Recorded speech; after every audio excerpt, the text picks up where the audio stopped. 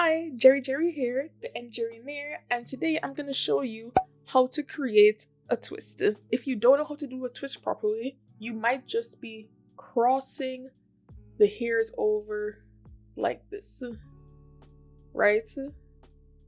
That's what you might do, and you'll see the twist kind of form, but when you're done with that twist, it might just look a bit puffy. And you don't want the twist to look puffy unless that is what you want. If that is what you want, go right ahead, simply crisscross and apply that to your flat twist. But to get a nice clean rope-like twist, I need you to essentially roll each hair. So see how I'm just twisting this side? You essentially want to do that all the way going down for both sides. And you can achieve that by either twisting your wrist. So every time you twist your wrist, you're essentially forming that individual rotation of the strand, right? So you can either twist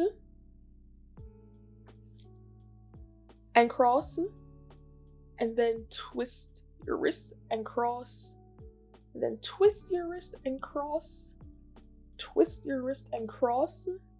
See? Or you can use your fingers to rotate the strands and then cross.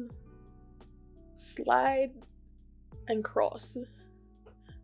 Slide and cross. So you're doing like, this is the action you are doing with your fingers if you don't want to do the method where you're rotating your wrist. So slide, cross, or twist your wrist, cross, twist your wrist, like turning a key. So you want to turn the key, cross, turn the key, cross. And when you do that,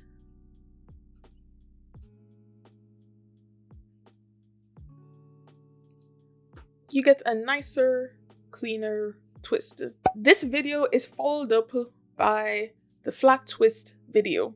So hit like, hit subscribe so you can catch the flat twist video. It should be probably up if it's not up yet.